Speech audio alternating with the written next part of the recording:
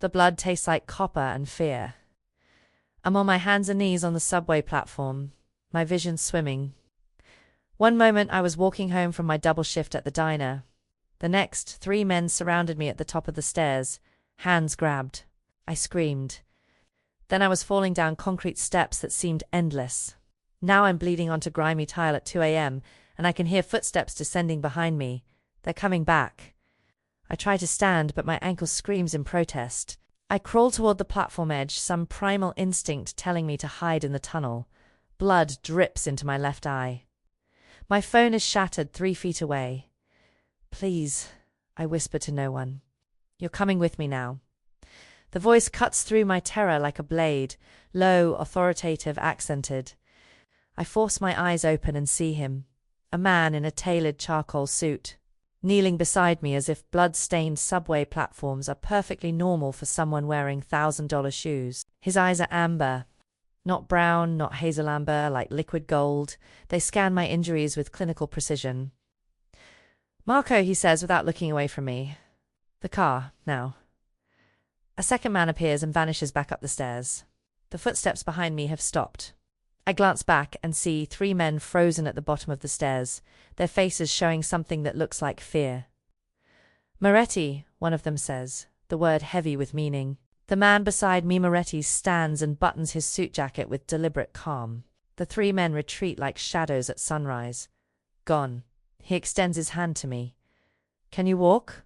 I don't know you, I manage. No, he agrees. But they do. And if I leave you here, you won't survive the night. It's not a threat. It's a fact. Something in his amber eyes makes me believe him. I take his hand.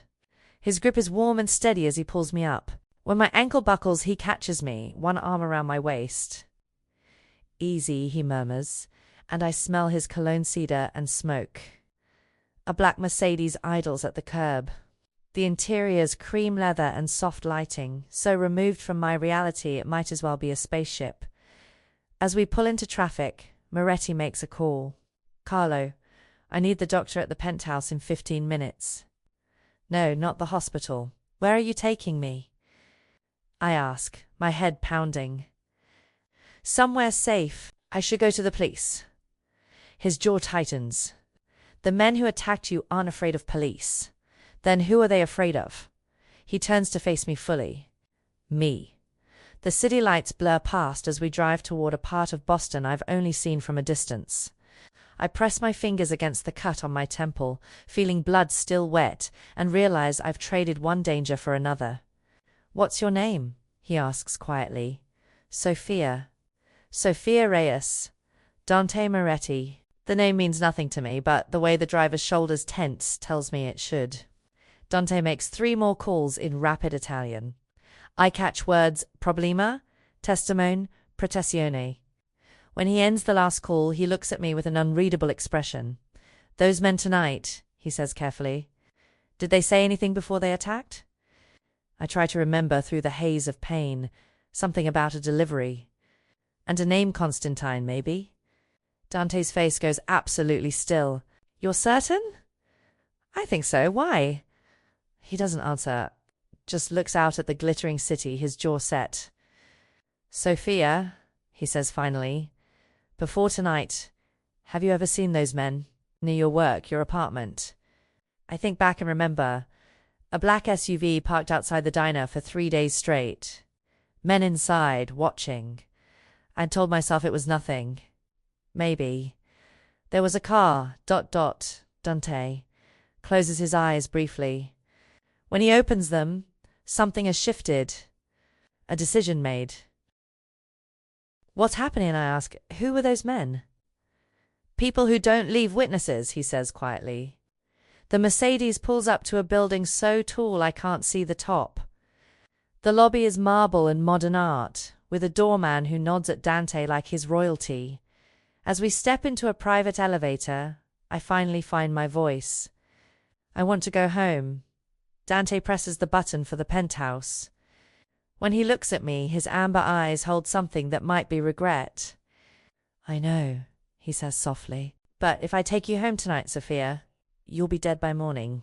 The elevator doors close, and I realize everything in my life just changed. The girl who went to work this morning, who worried about rent and student loans, is gone. And the man standing beside me, with his expensive suit and dangerous eyes, is the only thing standing between me and whatever darkness is hunting me. The elevator begins its smooth ascent, and I watch the floor numbers climb. 10, 15, 20. I don't know where I'm going, but I know I can't go back. The penthouse occupies the entire top floor.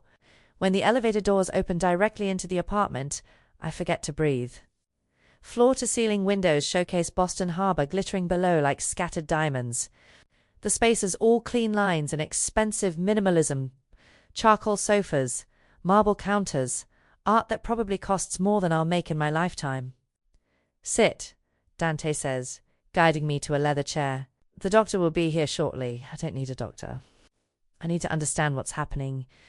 He looks at me for a long moment, then moves to a bar cart and pours amber liquid into 2 crystal glasses. He offers me one. I don't drink. I lie, because accepting feels like agreeing to something I don't understand yet. Tonight you do. He presses the glass into my hand. Trust me, the whiskey burns going down, but it steadies my shaking hands. Dante settles into the chair across from me, his posture relaxed but his eyes sharp. Those men tonight, he begins. They work for the Volkov Bratva. Russian organized crime. Even I've heard that name. Everyone in Boston has. Why would they attack me? That's what I need to understand. He leans forward slightly. Where exactly were you before they grabbed you? I close my eyes, trying to piece together the evening. I finished my shift at the diner around midnight, took the bus to Central Square, then walked toward the subway. I cut through the warehouse district because it's faster. Which warehouse district? Near the port. By the old textile factory. I open my eyes and find him watching me with an intensity that makes my skin prickle. Why? Before he can answer, the elevator chimes. A man in his 60s steps out carrying a black medical bag. He doesn't look surprised to find a bleeding woman in Dante's penthouse at 3 a.m. Carlo Dante greets him. Thank you for coming. The Dr. Carlo approaches me with professional efficiency. Let's see what we're working with. His accent is Italian, warm despite the circumstances. As Carlo examines my temple, cleaning the wound with practiced hands, Dante steps away to make a phone call. I hear him speaking rapid Italian, his voice low but sharp. I catch fragments. Testimone ... Volkov. Problema serio. Witness. Volkov. Serious problem. You're lucky, Carlo says, pulling my attention back. The cut looks worse than it is. 6 stitches, no concussion. The ankle is sprained, not broken. He begins preparing a suture kit. This will sting. He's not wrong. I grip the chair arms as he works, focusing on Dante's voice instead of the needle. He's moved to the window now, his free hand in his pocket, shoulders tense. How do you know him? I ask Carlo quietly. The doctor doesn't look up from his work. I've known Dante since he was a boy. Good family. Old family. He ties off a stitch. You're safe here, Signorina. Whatever trouble you're in, Dante will handle it. What if I don't want him to handle it? What if I just want to go home? Carlo finally meets my eyes and I see something like pity there. Sometimes going home isn't an option. Dante returns as Carlo finishes the last stitch. They exchange words in Italian, too fast for me to follow, and then Carlo packs his bag. Rest, ice the ankle, and these stitches come out in a week, he tells me. Dante has my number if you need anything. After Carlo leaves, silence fills the penthouse. Dante pours himself another whiskey, then turns to face me. I need you to tell me everything you saw in the warehouse district, he says. Every detail, no matter how small. I didn't see anything. I was just walking. Sophia, he says my name like a command. People don't get attacked by Volkov's men for no reason. You saw something, just don't realize it yet. I racked my brain, replaying the walk in my mind. Dark buildings, empty streets, a truck parked outside a loading dock. Men unloading ... something. I'd barely glanced at them. There was a truck, I say slowly, and men, maybe 4 or 5. They were carrying, I don't know, boxes, maybe. Dante sets his glass down carefully. Did you see their faces? It was dark. I wasn't paying attention, I just wanted to get home. Did they see you? And that's when I remember. One of them had looked up as I passed, made eye contact, reached for something in his jacket. I'd run. Walked faster, at least. Put in my earbuds and tried to look like I belonged there, like I was just another worker on a late shift. By the time I reached the subway, I'd convinced myself I was being paranoid. One of them saw me, I whisper. Dante closes his eyes briefly, and when he opens them, I see something that might be regret. Or resignation. What were they unloading? I ask, my voice shaking. What did I see? He moves to sit across from me again, his amber eyes holding mine. That warehouse is owned by a shell company linked to human trafficking. Girls from Eastern Europe brought in as models for a fake agency. My stomach turns. Oh God, you're not just a random victim, Sophia. You're a witness to a federal crime. And the Volkovs don't leave witnesses alive.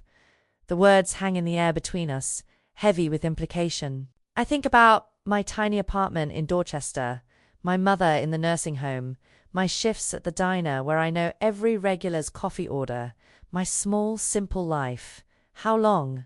I ask. How long until it's safe? Dante's expression tells me everything before he speaks. I don't know. The penthouse suddenly feels less like a sanctuary and more like exactly what it is, a beautiful prison. And the man sitting across from me with his expensive whiskey and dangerous eyes isn't my savior. He's my jailer. I wake up in a bedroom that isn't mine. For a moment, I'm disoriented.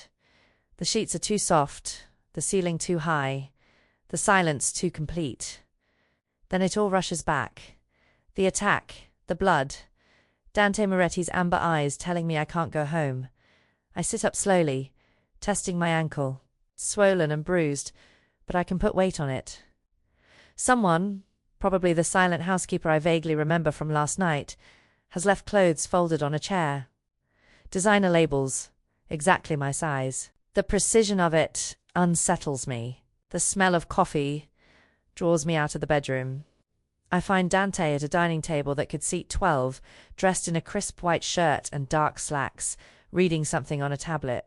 Morning light floods through the floor to ceiling windows, making the harbour sparkle below. Good morning, he says without looking up. There's breakfast. Coffee's fresh. I pour myself a cup with shaking hands.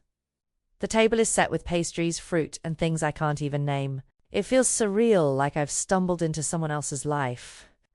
We need to talk, Dante says, finally setting the tablet aside. About last night. I already told you everything I remember. No, you told me what you think you remember. There's a difference. He gestures to the chair across from him. Sit. Please. I do, because my ankle hurts and because something in his tone isn't quite a request. Dante pulls out his phone and swipes through images. I need you to look at these. Tell me if you recognize anyone. He slides the phone across the table. The screen shows a man in his 40s with a scar across his cheek. I shake my head. He swipes. Another face. Another. On the 5th photo, my breath catches. Him, I whisper. He was at the subway. He grabbed my arm. Dante's expression hardens. His name is Alexei Petrov. He's a lieutenant in the Volkov organization. Swipe. What about this one? My blood runs cold. That's the man from the warehouse. The one who saw me. Viktor Sokolov, Volkov's head of security. Dante takes the phone back, his jaw tight. Sophia, I need you to understand something. These men don't make mistakes. If they tried to kill you last night, it's because you're a threat to their operation. I didn't see anything. I insist, my voice rising. I saw a truck and some men. That's it. I can't identify them. I can't testify about anything. They don't know that. He leans forward. All they know is you were in the wrong place at the wrong time, and now you're with me. With you. I echo. I'm not with you. I don't even know you. The Volkovs don't care about technicalities. His voice drops lower. You got into my car. You came to my home. That makes you mine in their eyes. Which makes you leverage. The word sits heavy between us. Leverage. A tool. A weakness to exploit. I need to call my mother, I say suddenly. She'll be worried. I didn't come home last night. Something flickers across Dante's face. Where does she live? Sunny Meadows Nursing Home in Quincy. She has MS. I visit her every Thursday. I reach for my phone before remembering it's shattered. Can I borrow your phone? Sophia. He says my name carefully. When did you last speak to your mother? 2 days ago. Why? Instead of answering, Dante picks up his tablet and turns it toward me. Security camera footage plays on the screen, black and white, time-stamped from this morning. I recognize the parking lot of my mother's nursing home. 2 black SUVs are parked near the entrance. Men lean against them, watching everyone who enters and exits. They're watching her. I breathe. Oh God, they know about her. They know everything about you, Dante says quietly. Your address, your work schedule, your mother's facility, probably your credit card statements and cell phone records by now. The Volkovs have connections in City Hall, the police department, hospitals. They're thorough. I feel the walls closing in. What do I do? You stay here. You'll let me handle this. Handle this? I stand abruptly, ignoring the protest from my ankle. These are my problems, my life. I can't just hide in your penthouse while they what? Dante rises too, his presence filling the space between us. While they kill you? Because that's what will happen if you walk out that door, Sophia. They'll find you in a matter of hours. Maybe less. Then I'll go to the police. The FBI. Someone. And tell them what? That you saw men unloading a truck? That's not evidence. That's not enough for protective custody, especially when the Volkovs have officers on their payroll. His amber eyes hold mine. I'm not trying to scare you. I'm trying to keep you alive. The certainty in his voice makes me want to scream. Because I know he's right. I've stumbled into something so far over my head I can't even see the surface anymore. My mother, I whisper, she's alone, vulnerable. I've already arranged for additional security at her facility. Private, discreet. The Volkovs won't touch her. It would draw too much attention. He pauses. But you need to stay away for now. Any contact puts her at greater risk. The words hit me like a physical blow. I can't see my mother. Can't call her. Can't even let her know I'm alive because it might get her killed. How long? I ask, my voice breaking. How long do I have to hide? Dante's expression is unreadable. Until I find a way to make you not worth killing, and how do you plan to do that? By making you more valuable alive than dead. He picks up his phone, already dialing. Get dressed. We have somewhere to be. Where? He looks at me, and something in his amber eyes sends ice down my spine. You're about to meet the family. Meeting the family turns out to mean sitting in Dante's office while he conducts business calls in Italian. I'm given a chair in the corner, like a child meant to be seen and not heard. Men come and go, some in suits, others in casual clothes that don't quite hide the weapons at their waists. They glance at me with curiosity, sometimes suspicion, but no one asks who I am. They already know. After 3 hours, Dante finally dismisses the last visitor and turns to me. That's enough for today. That's it. I stand, my ankle protesting. You dragged me out here to watch you have meetings. I brought you so they could see you. So word spreads that you're under my protection. His tone is matter of fact. It's a message to the Volkovs. A message that says what? That I'm your prisoner. A message that says you're mine to protect. There's a difference. I'm starting to hate that phrase. There's a difference. As if calling my cage something prettier makes the bars any less real. That was 3 days ago. Now I pace the penthouse like a caged animal, watching Boston live its life below while I'm suspended above it all. Dante is gone most of the time. Business, he says, though I know it means something darker. His staff treats me like an honored guest. A housekeeper named Maria brings meals I don't eat. The closet fills with designer clothes I never asked for. Everything is provided except the one thing I actually need: freedom. I'm not allowed to leave, not allowed to make phone calls, not allowed to contact anyone. The view from the floor-to-ceiling windows is spectacular and suffocating. On the fourth morning, I'm standing at those windows when Dante returns earlier than usual. He looks tired, a shadow of stubble darkening his jaw. There's a tension in his shoulders that wasn't there before. "We need to talk," he says. "About how much longer I'm your prisoner." His expression hardens. "You're not a prisoner, Sophia." "Really?" I turn to face him fully.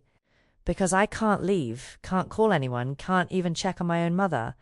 That sounds a lot like prison to me. It's protection. Stop calling it that." The words explode out of me. "Stop pretending this is for my benefit when you're the one who— Come with me." He cuts me off, already walking toward his office. "There's something you need to see." I follow because what choice do I have?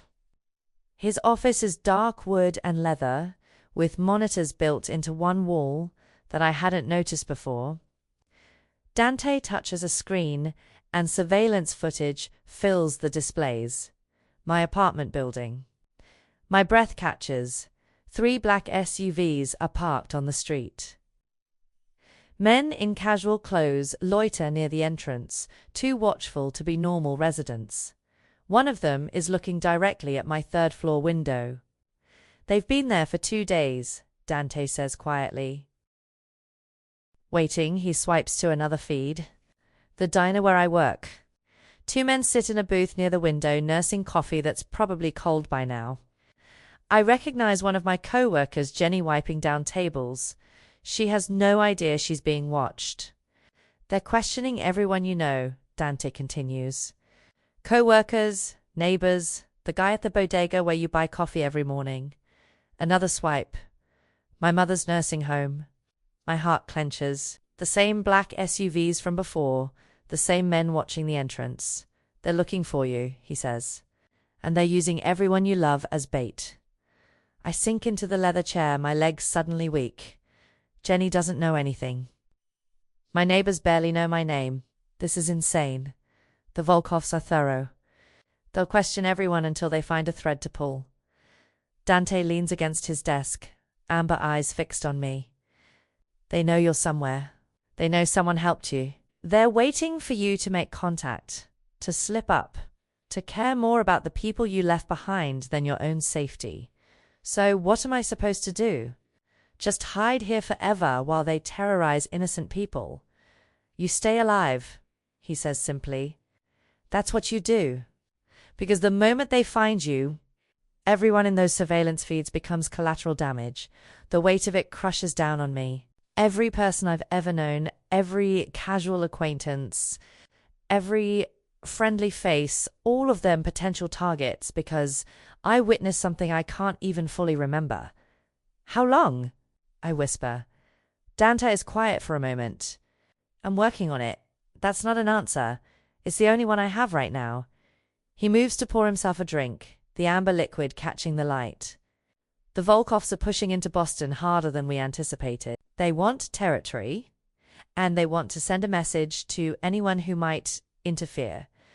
And I'm what? A pawn in your territory war?" He turns sharply. "You're someone who doesn't deserve to die for being in the wrong place at the wrong time. That's what you are." The genuine anger in his voice surprises me. I study his face, the tight jaw, the tension around his eyes. He's carrying something heavy, something more than just my safety. "This isn't just about me, is it?" I ask quietly. "This is personal for you." Dante's expression shuts down. "Get some rest, Sophia. We have a long road ahead." He leaves me alone in his office, surrounded by surveillance feeds of my former life. I watch Jenny wipe down the same table 3 times, a nervous habit she has when she's stressed. I watch my neighbor, Mrs. Chun, struggle with her grocery bags, while men in SUVs pretend not to notice. I watch my mother's nursing home, where she's probably wondering why I haven't called. The cage is luxury marble and leather and views that cost millions, but it's still a cage. And the worst part? I'm starting to understand why Dante locked me in it. Dante comes home at 2 a.m. with blood on his knuckles. I'm awake, curled up on the sofa with a book I'm not really reading, when I hear the elevator. He steps out, and even in the dim light, I can see the dark stains on his white shirt cuffs. His tie is gone. His hair is disheveled in a way I've never seen. He doesn't try to hide it. Without a word, he moves to the bar cart and pours whiskey into a crystal glass. Drinks it in one swallow, pours another. Only then does he seem to remember I'm there. You should be sleeping, he says, his voice rough. Whose blood is that? He looks down at his hands as if noticing them for the first time. No one you need to worry about. I set the book aside and stand. My ankle barely hurts anymore. Did you kill someone tonight? The question hangs in the air between us. Dante could lie, could deflect. Instead, he meets my eyes and says simply, yes. My breath catches. I knew logically what he was, but knowing and seeing are different things. Why? I whisper. He moves to the window, whiskey glass in hand, and stares out at the city. Because he gave me no choice. There's always a choice. Not in my world. He turns back to me, and in the amber glow of the city lights, his eyes look haunted. The man I killed tonight was Viktor Sokolov, the one from the warehouse, the one who saw you. My stomach drops. You killed him because of me. I killed him because he was hunting you, because he had a list of everyone you've ever known, and he was working his way through it. Dante's voice is flat, emotionless. He had your mother's room number, Sophia, her medication schedule, the names of every nurse on her floor. I sinked back onto the sofa, legs suddenly weak. He was going to use her to draw you out, Dante continues. And I couldn't let that happen. So you just murdered him. I eliminated a threat. He drains his whiskey. There's a difference. That phrase again. But this time, I'm starting to understand what he means. Tell me the truth, I say quietly. All of it. What I saw that night, what the Volkovs are doing, why they want me dead so badly. No more half-truths. Dante is silent for a long moment. Then he crosses to sit in the chair across from me, elbows on his knees, hands clasped between them. The blood is still visible on his knuckles. The warehouse you walked past, he begins. It's not just storage. It's a processing center for a human trafficking operation. Girls from Eastern Europe promised modeling contracts, work visas, a better life. Instead, they're brought here and sold. Bile rises in my throat. Oh God, the Volkovs have been running it for 6 months, flying under the radar. They're trying to expand into Boston, cut into territory my family controls. His jaw tightens.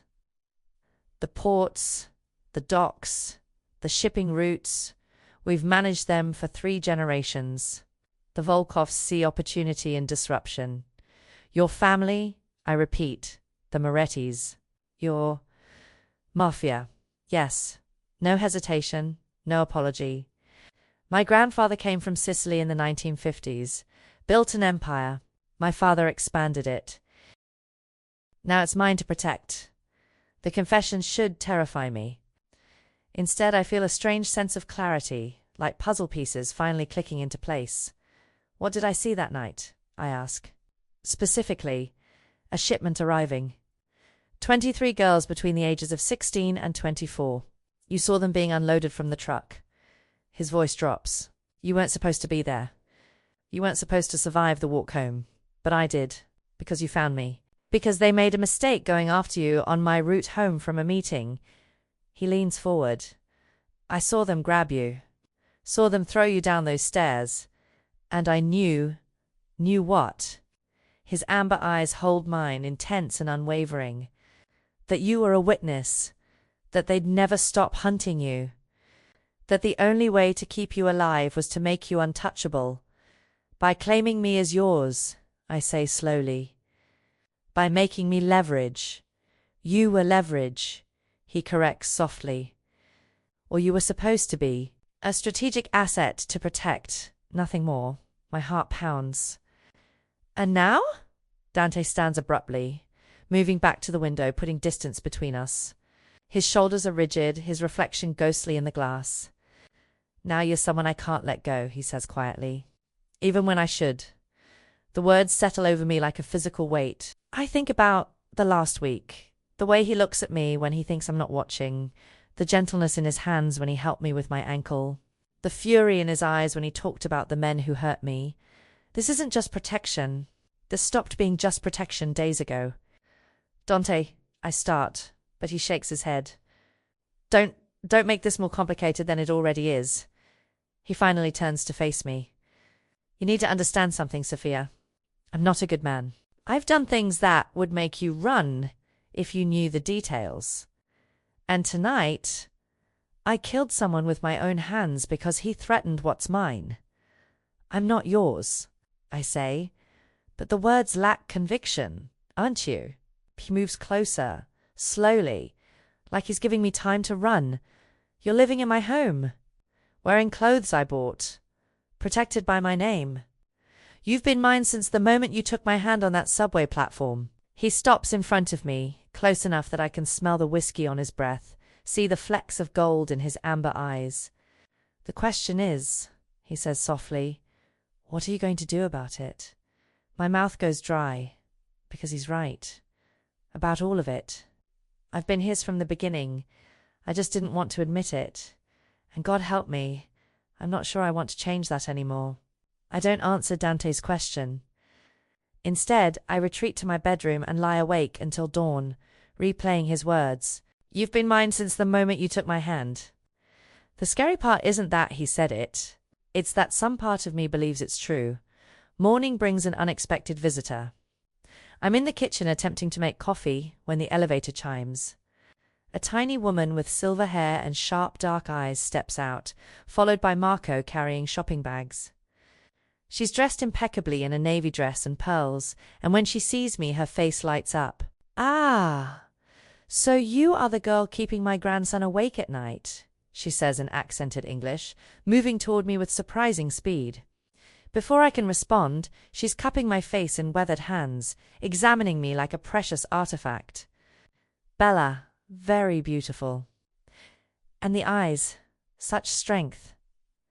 Nona, Dante's voice comes from behind me, rough with sleep.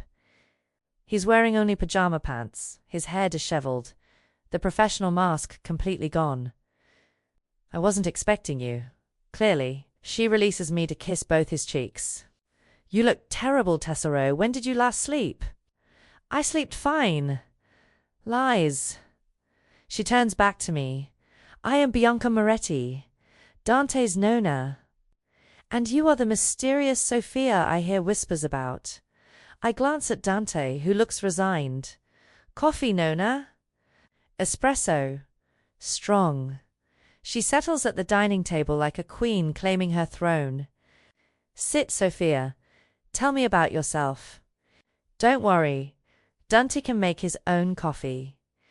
He's not helpless. Over the next hour, Bianca extracts my entire life story with the skill of a professional interrogator disguised as a sweet grandmother.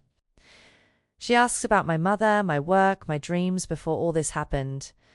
Dante watches from the kitchen, silent but attentive. And now you are here, Bianca says finally, living in my grandson's penthouse under his protection. Tell me, Cara, do you love him? I nearly choke on my espresso. What? No, I barely know him. Her dark eyes, so like Dante's, study me with unnerving intensity. You know him well enough to trust him with your life. That is no small thing. I didn't have a choice. There is always choice, Sophia, even in captivity. She pats my hand. My Dante, he thinks he must control everything to protect what he loves. It is the family curse. After she leaves with promises to return soon, the penthouse feels emptier. Dante stands at the window, hands in his pockets, tension radiating from every line of his body. She likes you, he says without turning. She's trying to figure out if I'm good enough for you. No. He turns, and his expression is unexpectedly vulnerable. She's trying to figure out if I'm good enough for you. Before I can respond. He crosses to his office and returns with a manila folder. He sets it on the table between us. What's this? I ask. Your way out. I open the folder. Inside are documents. A new identity, social security card, driver's license. The name reads Sarah Chun. There's an address in Seattle, employment verification from a hospital, bank statements showing a healthy balance. I don't understand. The Volkovs think you're dead, Dante says quietly. Viktor Sokolov was the only one who saw your face clearly. With him gone, there's no one left who can identify you with certainty. He gestures to the documents. New name, new city, new life. The job is real. I have connections at Seattle General. The apartment's paid for 6 months. After that, you're free. My hands shake as I flip through the papers. It's perfect. Complete. An escape route planned with the same precision he brings to everything. You're letting me go? I whisper. I'm giving you the choice I took away when I pulled you into that car. His amber eyes hold mine. You can walk away, Sophia. Start over somewhere the Volkovs will never find you. Be safe. And you, I'll handle the Volkovs. Finish what needs to be finished. I stare at the documents, at the life he's offering. Normal. Safe. Alone. Why? I ask. Why would you do this? Dante moves closer, stopping just before me. Because keeping you here when you could be free makes me no better than the men I'm fighting against. His voice drops. Because you deserve a choice, even if I'm praying you don't take it. My heart hammers against my ribs. And if I stay, something flickers in his eyes, hope, fear, hunger, then you stay knowing exactly what I am, what this life means. No illusions. I look down at Sarah Chun's driver's license, a version of me that could exist. Safe, anonymous, untouched by violence and blood and men with amber eyes who kill to protect me. I think about my mother, about the life I had before, small and struggling but mine. I think about Jenny at the diner, Mrs. Chun with her grocery bags, all the normal people, living normal lives. Then I think about Dante standing in front of me with blood on his knuckles, confessing murder like it's the most natural thing in the world. I think about the way he looks at me like I'm something precious and breakable and worth protecting at any cost. I need time, I hear myself say, to think. He nods slowly. Take all the time you need. The offer stands. But as he turns to leave, I see it in the set of his shoulders, the careful control of his movements. He's already preparing for me to choose freedom. He's already preparing to let me go. And I have 24 hours to decide if that's what I actually want. Dante leaves me alone with my choice. He disappears into his office with a phone pressed to his ear, conducting business in rapid Italian. I hear his voice through the door, controlled, authoritative, completely detached from the man who just offered me freedom with shaking hands. I spread the documents across the dining table. Sarah Chun, hospital administrator in Seattle. A life carefully constructed from lies that could become truth if I wanted it badly enough.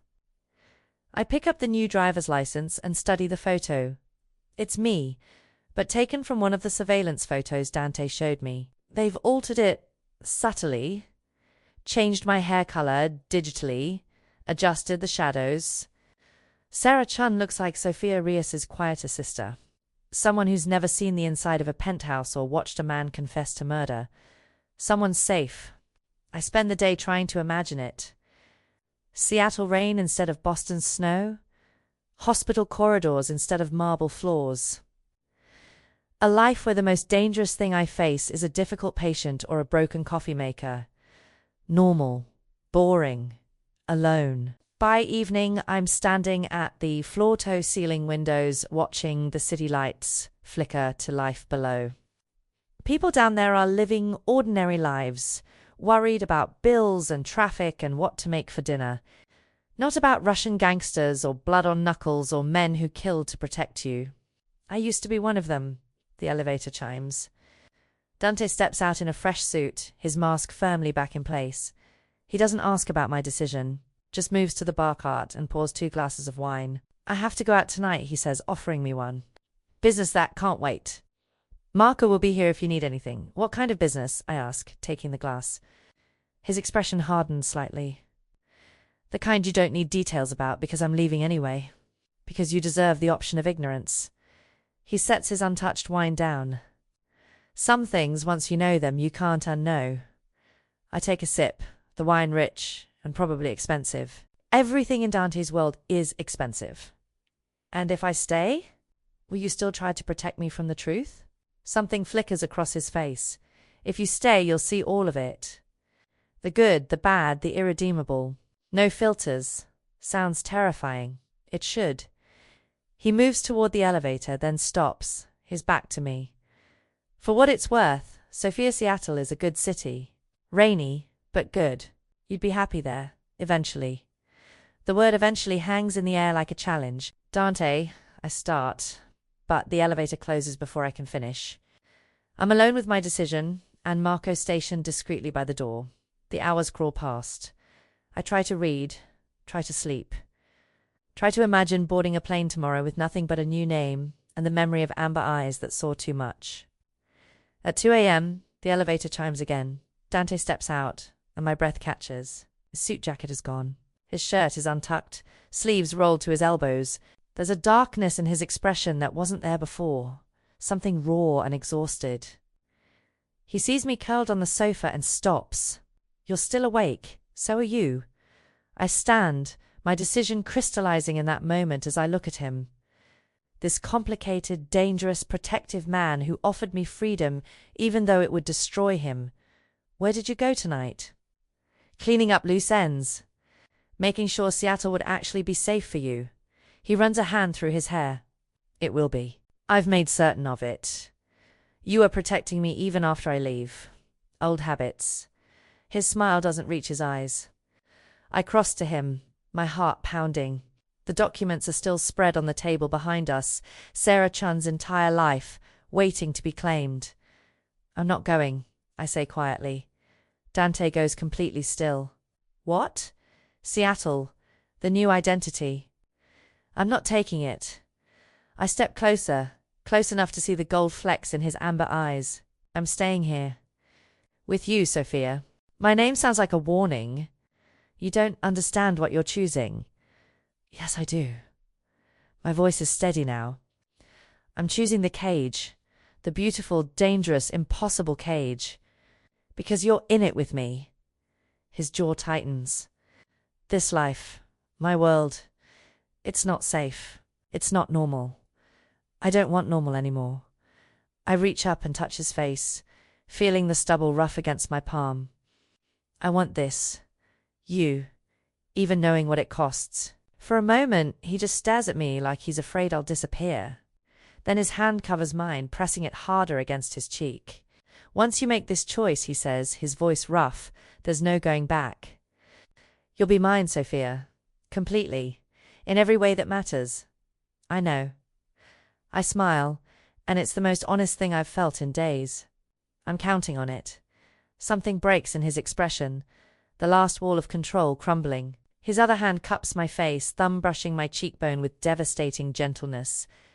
Ah, Tai Apatengo, he whispers. You belong to me. Yes, I breathe. And then he's kissing me. Not gentle, not careful, but desperate and claiming, and full of everything he's been holding back. I kiss him back just as fiercely, my hands fisting in his shirt, pulling him closer. When we finally break apart, both breathing hard, he rests his forehead against mine. No regrets? He asks quietly. I think about Sarah Trun, about Seattle, about the normal life I'm choosing to leave behind. Then I look at the man in front of me, dangerous and devoted and mine. No regrets, I tell him truthfully, because I'm not running anymore. I'm choosing to stay in the cage, and the lock is in my own hands. The morning after I choose to stay, Dante wakes me with coffee and a small velvet box. What's this? I ask, sitting up in the bed I barely remember falling into. We'd stayed up until dawn talking about his family, his world, what staying would actually mean. He'd been brutally honest, and I'd listened without flinching. Something you need to wear if you're staying. He opens the box to reveal a delicate gold necklace with a small pendant and ornate M, engraved with intricate detail, the Moretti crest. In certain circles it will be recognized. I touch the pendant carefully. As what? As mine. His amber eyes hold mine steadily. It's a symbol of protection. A warning to anyone who might think about touching you. A brand, I say quietly. If that's how you want to see it. He doesn't apologize. But it also means your family. Protected. Valued. No one in my organization, or any other, will dare harm you while you wear this. I lift my hair so he can fasten it around my neck. His fingers are warm against my skin, surprisingly gentle, for hands that have killed.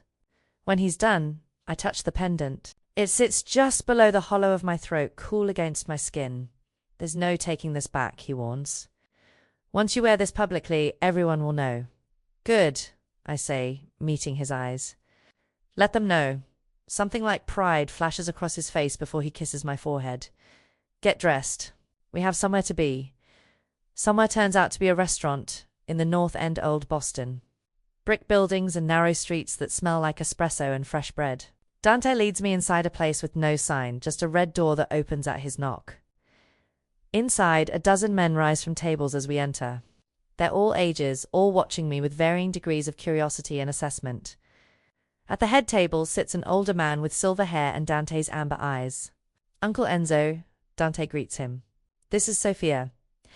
Enzo's gaze drops to the necklace at my throat, and his expression shifts. So the rumors are true. You've claimed someone. I have. The words send a shiver through me that's not entirely fear. Enzo stands and approaches, studying me like I'm a puzzle to solve. Do you know what that necklace means, girl? Then I'm under Moretti protection, I reply, keeping my voice steady. It means more than that. He glances at Dante. It means your family. And family means loyalty above all else. Even above your own life. I understand. Do you? Enzo's smile doesn't reach his eyes. Because the moment you put that on, you became a target. Every enemy my nephew has made, and he's made many, will see you as leverage, as weakness to exploit. Then they'll be disappointed, I say before I can stop myself.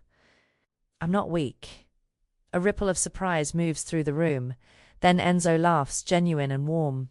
I like her, Dante. She has spirit. He claps his nephew on the shoulder. Bring her to Sunday dinner.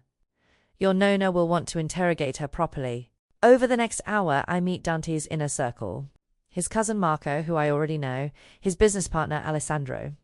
His attorney Vincent, who eyes me with professional skepticism until Dante explains how we met. The Volkov witness, Vincent says quietly. We heard rumors they were hunting someone. I didn't realize she was here. She stays here, Dante says, his voice steel, under my protection. Anyone who has a problem with that can discuss it with me personally. No one does. As we leave, Dante takes my hand, a public gesture that feels significant. People on the street notice. Some nod respectfully. Others stare with open curiosity. An old woman crossing herself as we pass. They're afraid of you, I observe. They're afraid of what I represent. There's a difference. He squeezes my hand. But they won't touch you. Not while you're with me. Back at the penthouse, Dante's phone rings constantly. Business, always business.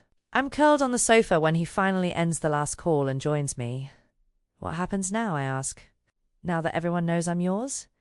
He pulls me closer, his arm around my shoulders. Now you learn to live in my world, to recognize danger, to protect yourself when I can't be there, to understand the rules. What rules? Never go anywhere without security. Never discuss family business with outsiders. Never trust anyone completely except me. His fingers trace patterns on my shoulder. And never, ever take that necklace off in public. Sounds like a lot of rules for someone who chose freedom. He tilts my chin up to meet his eyes. You chose me, Sophia. That comes with conditions. I know. I touch the necklace at my throat. I'm not afraid. You should be, he says quietly. Because wearing my mark makes you visible. And visibility in this world is dangerous. As if to prove his point, his phone buzzes with a text. His expression darkens as he reads it. What is it? I ask. The Volkovs. They've heard about you. He shows me the message. A single photo of us leaving the restaurant earlier. My face clearly visible, the necklace catching the light. Below it, 3 words in Russian that Dante translates grimly. We see her. My blood runs cold. What does that mean? Dante pulls me closer, his jaw tight. It means the game just changed. It happens on a Tuesday. Dante leaves for a meeting at the docks at noon, kissing my forehead and promising to be back by dinner. Marco and another guard named Tony stay with me at the penthouse. It's become routine over the past week. Dante conducts business. I learn to navigate his world, and armed men make sure I stay breathing. I'm reading in the office when the security monitors catch my attention. Dante installed them after the Volkov photo, wanting me to understand what surveillance looks like from both sides. I've gotten used to seeing the building entrance, the parking garage, the street outside. What I'm not used to is seeing 3 black SUVs screech to a halt at the warehouse district near the docks. My heart stops as I recognize Dante's Mercedes parked outside. Then I see him emerging from the building with Alessandro and 2 other men. They're halfway to the car when the first shots ring out. Marco, my scream brings him running. The docks. The shooting at Dante. Marco's face goes white as he sees the screen. Men pour from the SUVs, weapons drawn. Dante and his people take cover behind the Mercedes, but they're outnumbered. Badly. Call for backup, Marco barks at Tony, already on his phone. Lock down the penthouse. No one in or out, no. The word comes out of me with shocking certainty. We're going to help him. Marco stares at me like I've lost my mind. Miss Reyes, my orders are to keep you safe. That means you stay here. Your orders are to protect Moretti interests. I grab the tablet showing the feed. Dante is pinned down. How long until backup arrives? 15 minutes. Maybe 20 with traffic. On screen I see Dante return fire, but the Volkovs have better position, better numbers. 20 minutes might as well be 20 hours. He taught me to shoot, I say, moving toward the safe where Dante keeps weapons.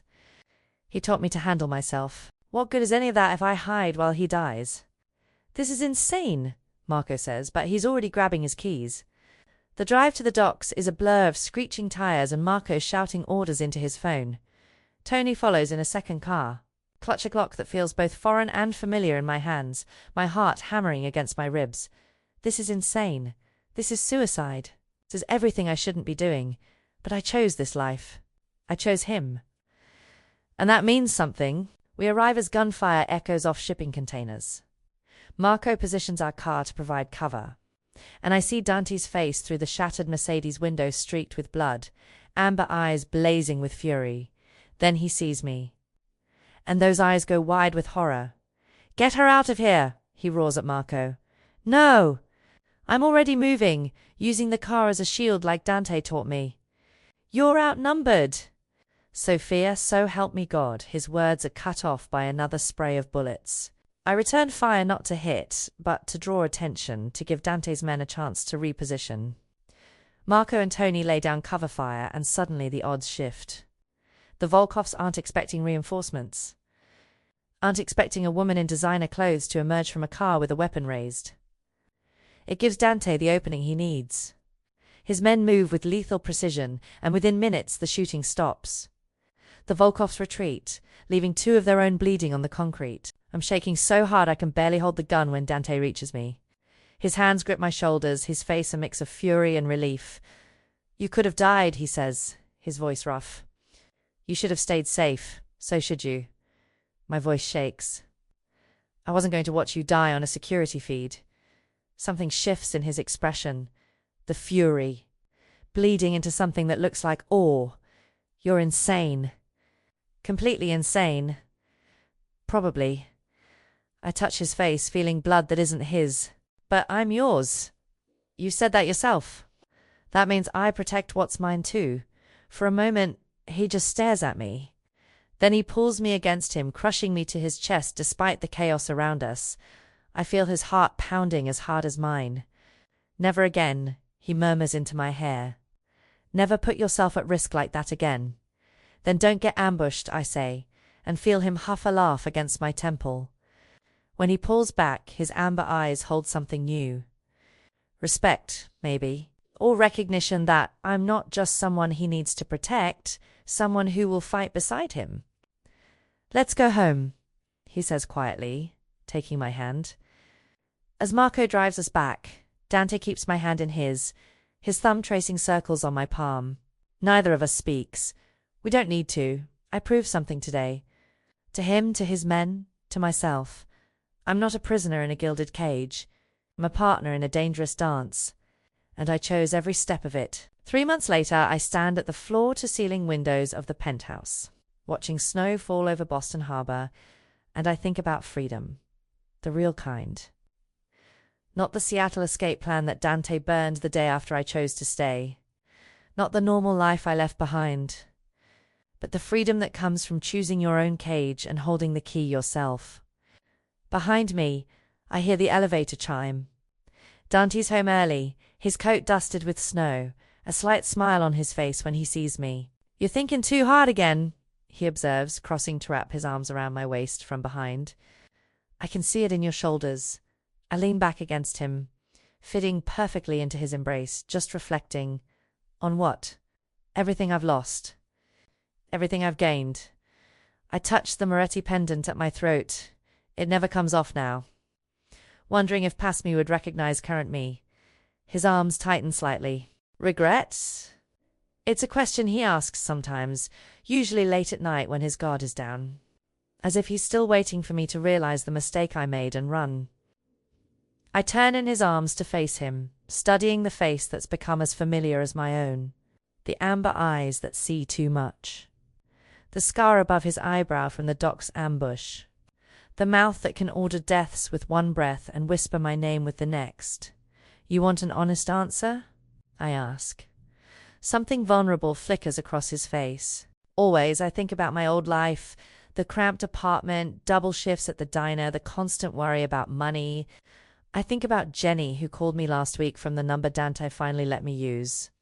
She thinks I moved to Seattle for a better job, and I let her believe it. I think about my mother, settled now in the best facility in Boston with round-the-clock care, believing her daughter works for a wealthy Italian family. All lies. All necessary. "I regret not knowing you sooner," I say quietly.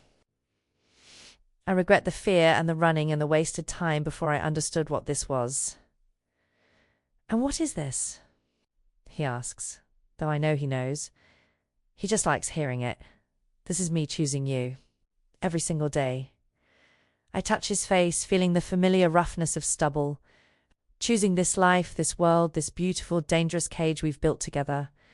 Some cage. His smile is slight. "You run half my security operations now. Vincent says you're better at spotting weaknesses than he is." It's true. In 3 months, I've become something I never imagined. Not just Dante's partner in private, but an asset to the family. I review security footage, spot surveillance, and last week I identified a mole in the organization before he could do real damage. I'm not the terrified server who stumbled into the wrong warehouse anymore. Uncle Enzo invited us to dinner Sunday, I tell him. "Nonna Bianca wants me to learn her pasta recipe. She says it's a family tradition." "You're stalling." Dante's hands frame my face. "The question was about regrets, Sophia. Real ones." I hold his gaze, letting him see the truth in my eyes. "I regret nothing. Not the blood, not the danger, not the secrets I have to keep. Because all of it led me here. To you." His expression softens in a way I rarely see, vulnerability mixing with something that looks like reverence. "Ti amo," he whispers. "You know that, don't you? I love you beyond reason, beyond safety, beyond anything that makes sense." My heart swells. He's said it before, but it never loses its power. "I love you too," I whisper back, "even knowing what you are. Maybe because of it." He kisses me, then soft and claiming and full of everything we've survived together.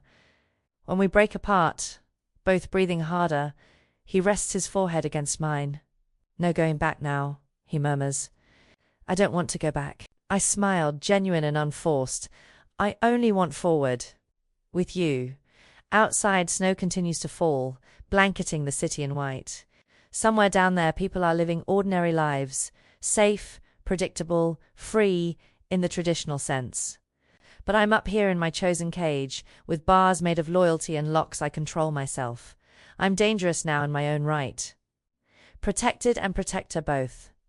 Amaretti in everything but name, and even that's just a matter of time. Dante showed me his world and gave me the choice to leave. I chose to stay. Not because I was afraid. Not because I was trapped. But because I looked at the man who killed to protect me, who offered me freedom even though it would destroy him, who sees me not as something to own but as someone to stand beside, and I chose him. Every single day, I choose him. And that's the freest I've ever been. What are you thinking now?